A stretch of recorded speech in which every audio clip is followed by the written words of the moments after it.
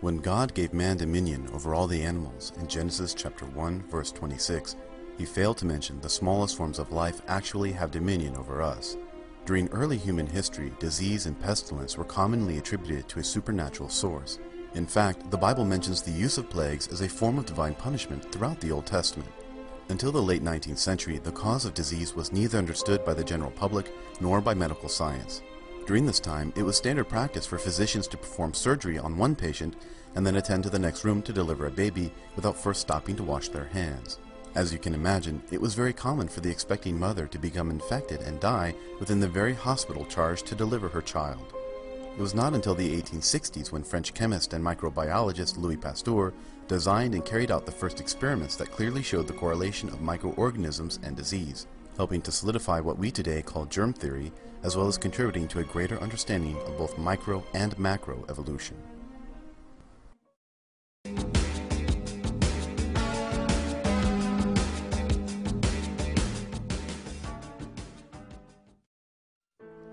Throughout the 20th century, many discoveries were made about germs, or rather bacteria, and a great deal of investigation was conducted on the methods by which to kill these organisms and cure disease. The discovery of penicillin by Alexander Fleming in 1929 was heralded as one of the greatest scientific breakthroughs of all time. Research and development of Fleming's discovery yielded several antibiotics that were able to be mass-produced and given to the public. In 1959, methicillin was introduced as a drug to fight Staphylococcus aureus, which is implicated in the development of many serious diseases.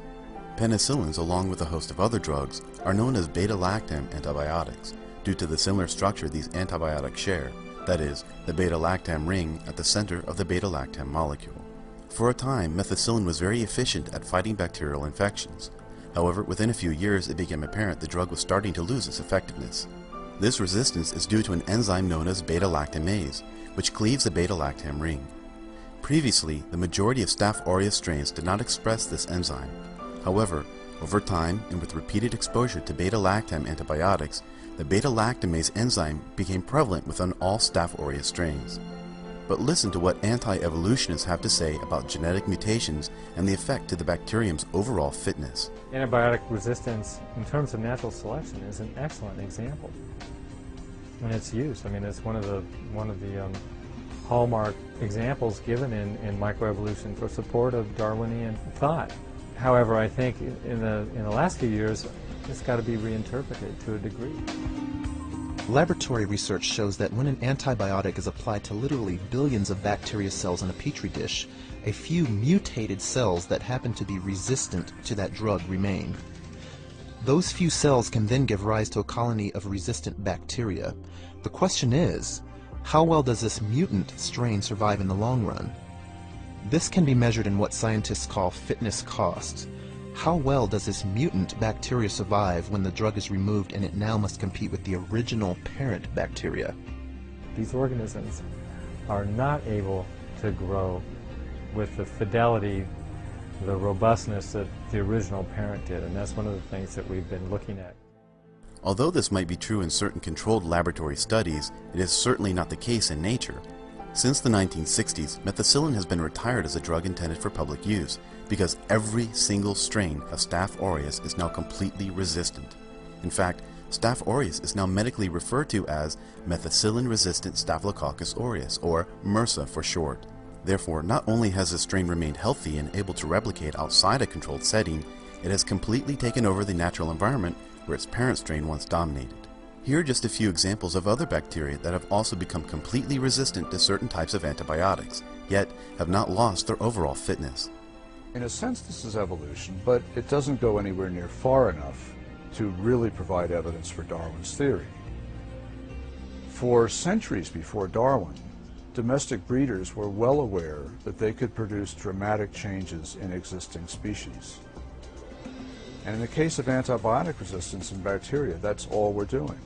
In 150 years, we have seen no new species emerge in bacteria. Well, what Darwin's theory needs is those new species. Dr. Jonathan Wells, a senior fellow at the notorious Discovery Institute, is a perfect example of how creationists willfully manipulate scientific evidence in order to reconfirm their personal opinions. But facts always speak for themselves. As new species of bacteria can and do evolve, The most notable example is that of nylon-eating bacteria. In 1975, a team of Japanese scientists discovered a strain of Flavobacterium thriving in ponds where a nearby nylon factory had been dumping its water waste. This particular strain of bacteria was capable of digesting byproducts from the manufacture of nylon 6, a substance that did not exist anywhere on Earth prior to the invention of nylon in 1935. Further investigation showed the 3 enzymes being used to digest the nylon byproducts were much different than the enzymes produced by other Flavobacterium, or any bacterial strains for that matter, and these enzymes were not effective on any sources of energy other than the man-made nylon byproducts. We have tangible, directly observable evidence that bacteria can adapt to certain stressors within a natural environment, leading to the acquisition of abilities far different than those of its predecessors, demonstrating mutations can create new and beneficial variations in the genome. These variations within a species are collectively known as microevolution. We also have tangible, directly observable evidence that related animal species can interbreed, such as a zebra stallion and a horse mare, producing a hybrid animal known as a zorse. However, due to the large number of genetic variations that exist between the alleles of zebras and horses, their offspring themselves are infertile. The inability of 2 closely related animals to produce viable offspring is sound evidence of speciation, and when variations have accumulated to such an extent as to produce different species, it is known as macroevolution.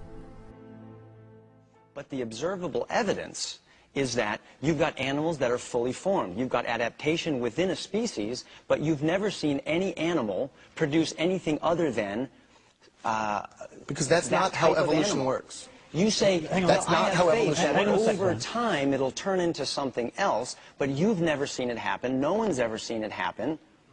And that is called macroevolution. You cannot extrapolate microevolution over time and equal macroevolution. No one's ever seen it demonstrated. It is difficult to understand exactly what kind of evidence anti-evolutionists are expecting to see when they claim macroevolution does not occur because we have never observed it happening. Perhaps creationists are waiting for the second emergence of an Archaeopteryx-like creature before they are finally willing to accept the reality of animal speciation. But the vast sequential array of random events required to take place in order to turn your pet iguana into an animal that resembles something like your pet cockatoo will never and can never be directly observed. Even the sequence of events leading to human evolution would be utterly impossible to replicate in a controlled setting. Remember, if it were not for the collision of India with Asia, producing the Himalayas, the rains would have continued to fall in Africa and the savanna grasslands would have never formed. Therefore, our ancestors would have comfortably remained in the trees, having never been forced to walk upright. Humans have evolved in unison with all other life on this planet, and the few 100,000 years man has existed in his modern form, the Earth has been a relatively stable place to live. We must understand that although life is very robust and responsive to the environment, it is not actively trying to evolve, and without a forceful push to evolve, life will comfortably remain the same. The historical occurrence of evolution can be equated to a crime for which there is no witness. For a moment, imagine you are a detective investigating a murder, and at the scene you discover the following: the murder weapon, bloody fingerprints, the defendant's DNA, as well as the victim's body. All evidence points to a scientifically verifiable culprit, and it would be a walk in the park for any district attorney to convince a jury of guilt beyond a reasonable doubt, even though no one may have actually been witness to the act of murder itself.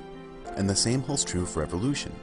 Although we can never travel back in time to physically witness evolution in person, with every passing year the mountains of forensic evidence in support of evolution's past occurrence continues to grow. Creationists do not accept the process of macroevolution and animal speciation because they claim we have never directly witnessed it happening. But that would be like a court overturning our homicide investigation, which includes the defendant's DNA, the victim's skeletal remains, and the murder weapon, simply because the judge himself was not there to witness the crime. But better yet, would a judge dismiss the hard work of countless homicide investigators, blood spatter analysts, forensic pathologists, and other scientific experts solely on the basis of the defendant's contradictory testimony? Of course not. Our judicial system, police force, and indeed society at large places such confidence in the accuracy of forensic and DNA evidence that the perjury of a lying defendant cannot sway a jury from objectively examining the facts and ultimately handing down an appropriate verdict of guilty as charged. And so we too must be the judge and jury, objectively examining the mountains of cold, hard, forensic evidence pointing a guilty finger at evolution in contrast to the false testimony of creation found in Genesis.